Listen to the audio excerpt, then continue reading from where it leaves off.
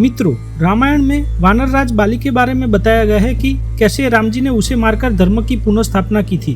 बाली ने किस तरह अपने भाई सुग्रीव को राज्य से बेदखल कर दिया था, जिस कारण सुग्रीव को एक गुफा में अपने कुछ सहयोगी के साथ रहना पड़ा था। लेकिन क्या आपको ये पता है कि अपनी मृत्यु के समय बाली ने अपने पुत्र अंगद से कुछ ज्ञान की बातें कही थी? अगर नहीं पता है तो चलिए जानते हैं ज्ञान की उन बातों को आज की मेरी ये वीडियो में। तो दोस्तों, आपको ये वीडियो अच्छा लगे तो लाइक करें और चैनल को सब्सक्राइब करना ना भूलिए। बता दें कि एक बार आधी रात में किष्किंधा के द्वार पर असुर दुदुम्बी के भाई मायावी ने बाली को युद्ध के लिए चुनौती दी। बाली और सुग्रीव दोनों उसे लड़ने के लिए गए।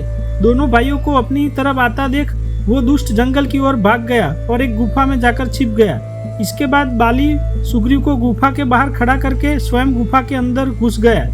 सुग्रीव ने उसी गुफा के बाहर करीब 1 साल तक बाली के बाहर आने की प्रतीक्षा की।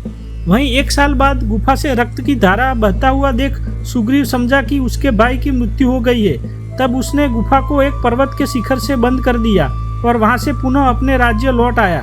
फिर बाद में सुग्रीव ने सभी मंत्रियों को कहने पर किष्किंधा की बागडोर संभाल ली। उधर बाली ने गुफा के अंदर मायावी का वध कर दिया था और जब वो बाहर लौटे तो गुफा के मुख पर रखी चट्टान को देख उसने सुग्रीव को पुकारा, लेकिन वहां कोई नहीं था। फिर बाली ने काफी कोशिश कर पहाड़ को हटाया और अपनी नगरी किष्किंधा जा पहुंचे। जब वहां उसने अपने भाई सुग्रीव को राज करते हुए देखा तब उसको लगा कि उसके भाई ने उसके साथ धोखा किया है। तब क्रोध में आकर उसने अपने भाई सुग्रीव को अपने राज्य से बाहर निकाल दिया और साथ ही उसकी पत्नी को भी बलपूर्वक हड़प लिया। इसके बाद सुग्रीव दुखी होकर हनुमान जी आदि अपने 4 मंत्रियों के साथ पर्वत पर रहने लगे।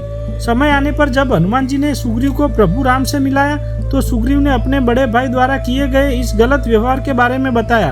उसकी पीड़ा जानकर मर्यादा पुरुषोत्तम ने पहले तो सुग्रीव को बाली से मल्ल युद्ध करने के लिए भेजा और जब दोनों के बीच युद्ध चल रहा था तब राम जी ने छिपकर अपने तीर से बाली पर प्रहार कर दिया। जब श्री राम ने बाली को बाण मारा तो वो घायल होकर धरती पर गिर पड़े। घायल अवस्था में जब पुत्र अंगद उसके पास आया तब वानर राज ने उसे ज्ञान की बातें बताई। और मित्रों, ये ज्ञान की बात आज भी हमें कई मुश्किलों से बचा सकती है। तो आइए जानते हैं वो ज्ञान की बातें कौन सी थी। बाली ने अपने पुत्र से कहा, देश काल और परिस्थितियों को समझो। दूसरी बात यह थी कि किसके साथ कब कहाँ और कैसा व्यवहार करना है, इसका सही फैसला लेना चाहिए। और अंतिम बात यह भी थी कि पसंद नापसंद सुख दुख को सहन करना चाहिए और दयालु भाव के साथ जीवन जीना चाहिए। बाली ने यह बात बताते हुए अंगद से आगे कहा कि इन बातों का ध्यान रखो और आराम से अपने चाचा सुग्रीव के ही साथ रहो। मित्रों, आज के समय में भी अगर इस बातों का ध्यान रखा जाए तो हर व्यक्ति बुरे समय से बच सकता है। परिस्थितियों अच्छी हो या बुरी, शांति और धैर्य के साथ आचरण करना चाहिए। वहीं जब बाली राम जी द्वारा बाणों से घायल होकर धरती पर गिरा तब उसने प्रभु राम से पूछा, आप धर्म की रक्षा करते हैं तो फिर मुझे इस तरह बाण क्यों मारा? तब श्री राम ने उत्तर दिया कि छोटे भाई की पत्नी, बहन, पुत्र की पत्नी और पुत्री ये सब एक जैसी होती है और जो मनुष्य इन पर बुरी नजर डालता है उसे मारने में कोई पाप नहीं लगता।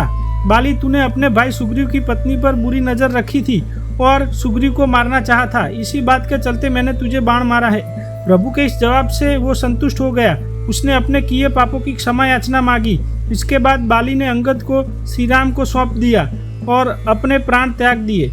उसके मरते ही उसकी पत्नी तारा विलाप करने लगी। तब प्रभु श्री राम ने तारा को ज्ञान दिया कि ये शरीर धरती, जल, अग्नि, आकाश और वायु से मिलकर बना है।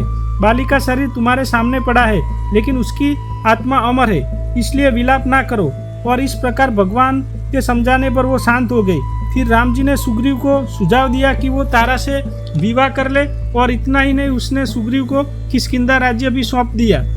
खैर चलिए, इसी के साथ आपको ये भी बता दें कि आखिर बाली ने कैसे लिया था प्रभु राम से अपनी मृत्यु का बदला। बता दें कि बाली ने अपना प्रतिशोध महाभारत में यानी कि द्वापर युग में लिया।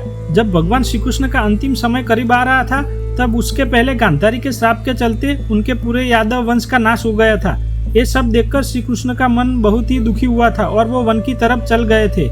जब जंगल में एक पेड़ के नीचे विश्राम कर रहे थे कि तभी दूसरी ओर जरा नाम का शिकारी शिकार करने निकला था। उसने जब दूर से जब श्री कृष्ण का एक पैर देखा तो उसको लगा कि वो कोई जानवर है और अपने इसी भ्रम में उसने श्री कृष्ण पर तीर चला दिया था। वो तीर सीधा श्री कृष्ण के पैर में लगा और प्रभु ने अपने प्राण त्याग दिए। मान्यता है कि जरा नाम का यह शिकारी कोई और नहीं बल्कि त्रेता युग का बाली था, जिसने अपने इस जन्म में श्री कृष्ण से अपना बदला लिया।